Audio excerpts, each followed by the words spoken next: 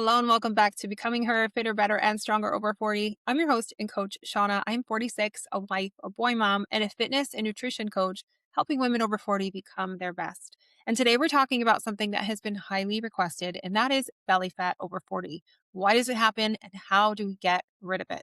And before we talk about the how and the why and all of those things, I want to set the stage a little bit here because what I'm going to share today are no nonsense tips. They're going to sound really basic and you might not even believe that they're going to be helpful. So before we get into those tips, I want to show you real life transformations of women who just completed one of my challenges and who saw incredible changes with their body compositions. If you're watching on YouTube, you're going to be able to see the dramatic transformations these women have made with their body compositions, with their energy, with their confidence, but also with their bellies. They have lost inches. And the reason I wanted to start this episode with these transformations is because I was able to watch these women over 40 make incredible shifts in their body composition.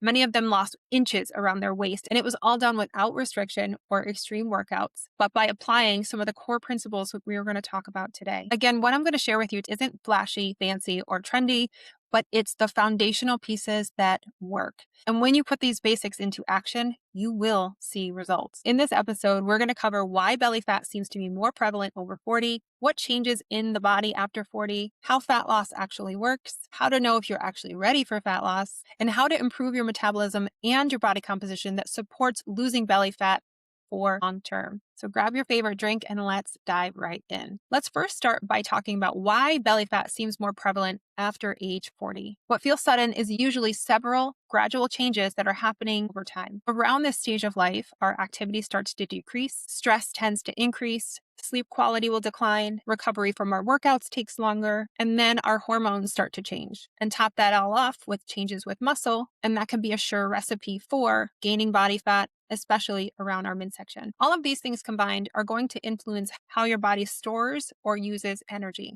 One of the biggest things that influences where our body stores fat after age 40 is estrogen. As estrogen declines and fluctuates through midlife, insulin sensitivity shifts fat storage to our midsection. This means that when our body is now storing new fat, it's more likely to be located centrally on our body. And along with hormonal changes, changes with our body composition, specifically muscle, plays a huge role with how much fat we're storing. Muscle is a metabolically active tissue. It plays a key role with how many calories you can burn at rest and how efficiently your body uses those calories, especially carbohydrates. And after age 30, our muscle mass will start to decline unless we are intentionally trying to build or preserve it. Over time, this leads to a lower resting metabolic rate and reduced insulin sensitivity. When this happens, excess energy, also known as extra calories, will then be stored as body fat. And because of our shifts with hormones, now it's going to be stored as body fat around our bellies. Understanding these changes sets the foundation for understanding how fat loss actually works. Now that we've talked a little bit about why belly fat can happen, especially after 40, let's talk about how we can lose that belly fat. Now, in general, the best way for us to lose body fat is through a calorie deficit. That just means that you're eating less calories than your body burns so that it has to tap into your fat stores for that needed energy. Now, fat loss is something that's gradual and it's not something that can be targeted. So there is no way that you can target belly fat. But if you're in a calorie deficit, losing belly fat, slowly but surely, you're going to see your belly fat go away. That said, some areas of the body lose fat easier and faster than others, and the belly tends to be one of those places that loses the last. So we just have to stay patient and consistent with the methods that we're going to talk about today. Now, while a calorie deficit is the best way for you to lose body fat, one of the things that a lot of my clients struggle with is that they're not in an ideal place to be in a calorie deficit. They have been chronically dieting. They lowered their metabolic rate. They have lost lean muscle tissue. Oftentimes, instead of going into a calorie deficit and trying to push for fat loss, they need a phase where they are working on improving metabolism, working on adding more lean muscle tissue to their bodies, working on improving their insulin sensitivity so that their body is primed and ready for fat loss. Determining whether you are ready for a fat loss phase is really important. I think so many women want to jump right into fat loss without ever asking themselves, am I ready for fat loss? If you've been chronically dieting and your calorie intake is already low, creating a deficit from that point will often lead to more muscle loss, a slower metabolic rate, and poor adherence. This is where it might be better to spend some time priming your body for fat loss. Work your way up to a healthier range of maintenance calories, improve your basal metabolic rate, add more lean muscle tissue, improve your insulin sensitivity, making your body primed and ready for fat loss.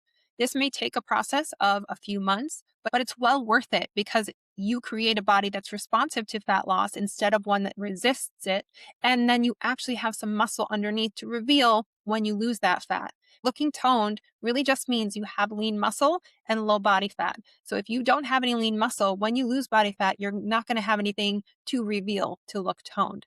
So spending some time actually nourishing yourself, lifting strong, and building that foundation of muscle is what's going to help you not only lose body fat easier, but then actually look toned and sculpted. Plus, having that muscle helps to improve your basal metabolic rate so that when you're done with your fat loss phase, you can maintain it at a higher calorie intake. If the idea of reverse dieting into a healthier level of maintenance calories is new to you, I did a whole podcast episode on that. I'm going to leave it in the show notes. Take a listen to it. Then I'll also leave a link to my calorie calculator that gives you some estimated ideas of what healthy maintenance calories should look like for you.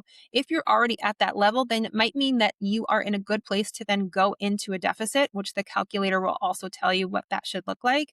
But if you are well below that maintenance level, then you know it's time for you to spend time rebuilding your metabolism. Spend time getting some lean muscle tissue on your body, and that's going to prime you and set you up for easier fat loss. Speaking of putting more muscle on your body, there is an optimal way for us to do that. And that is the key for being able to lose body fat and keep it off over 40 is having more muscle. And that comes from something specific, which is strength training. Strength training needs to be the foundation for everything, especially for losing fat optimally over 40.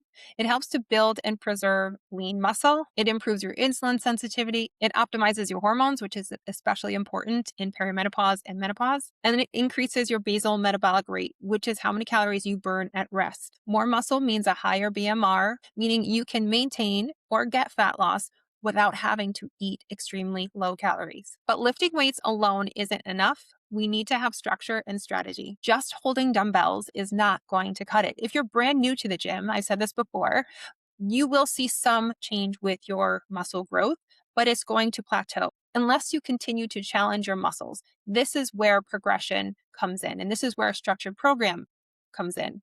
And this is the difference between exercising and training. Exercising just means you're moving your body, you're getting your heart rate up, you're getting a sweat on, you're burning some calories. But training has a specific outcome and it's strategic.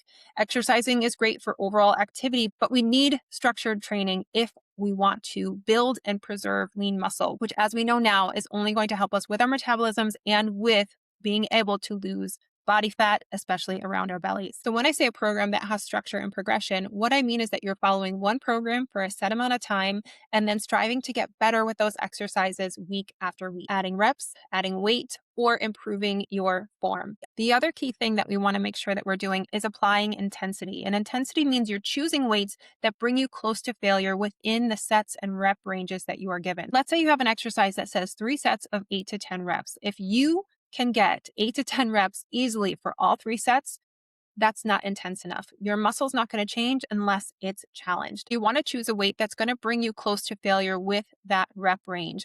And you will know you're close to failure because your tempo is naturally going to slow down. The weight's going to feel harder and it's going to feel a lot harder to pump out those last couple reps. And that's when you know you have hit the sweet spot. And speaking of tempo, that's another thing that you want to make sure that you are taking advantage of. You don't want to just let gravity take over when you are performing your reps. You want to control the weight through each portion of the movement. For example, if you're doing a shoulder press and you press the weight up, you don't want to let the weight just fall back down and let gravity do the work. Resist that weight. That creates more time under tension, which creates more stimulus for muscle growth. If you follow those tips, your body will change in the best of ways. Like we said, muscle is the fountain of youth. It is the organ of longevity. You are going to look and feel your best with the more muscle that you have on your frame. And don't get afraid of being bulky. Women do not have the hormones to support growing copious amounts of muscle. But the more muscle that you have on your frame, the better you're going to look, the better you're going to feel, and the better your health will be for the years to come.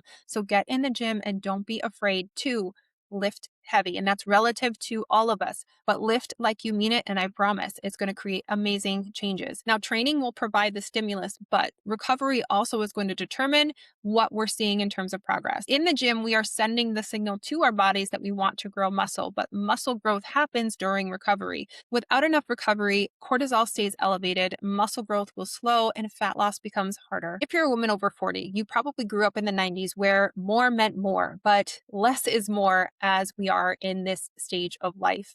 We don't need more, we need better. So we want 3 to 4 intentional days where we are lifting with intensity. And then we want to pair that with rest days and with enough sleep.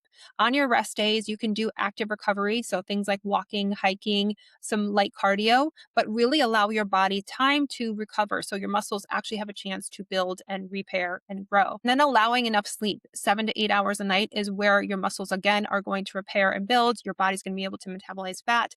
And it's where your hormones regulate. So, especially things like cortisol and hunger hormones, that's when they regulate. So, you want to make sure that you are getting enough sleep, prioritizing it. That's going to make a big difference in the progress that you see. Another thing that's going to help support our recovery is our nutrition. One of the key components to supportive nutrition for building muscle and for losing body fat is protein.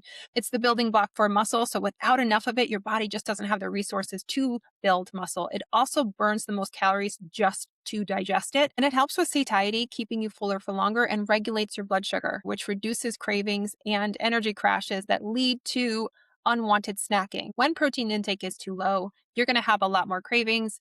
Muscle growth is going to feel harder, and fat loss is going to feel a lot harder. Make sure you are prioritizing protein at every single meal. Aim to have 30 to 50 grams each meal, especially for breakfast. That's only going to help set the tone for the day, regulate your blood sugar, and avoid those energy crashes later in the afternoon. So I hope you understand now the changes that are happening with your body that tend to lead to more belly fat, which are changes with your hormones, making it more likely you're going to store body fat to that area, changing with body composition, specifically loss of muscle, meaning it's easy for us to gain fat even when we haven't changed anything. And that loss of muscle tissue also leads to less insulin sensitivity, meaning we're more likely to store body fat. And now it's going all to our midsection. The best way for us to combat all of that is to build lean muscle tissue. When we add more muscle, it helps our insulin sensitivity. So we are more efficient with calories and we're not storing them as fat. It increases our basal metabolic rate. So we burn more calories at rest,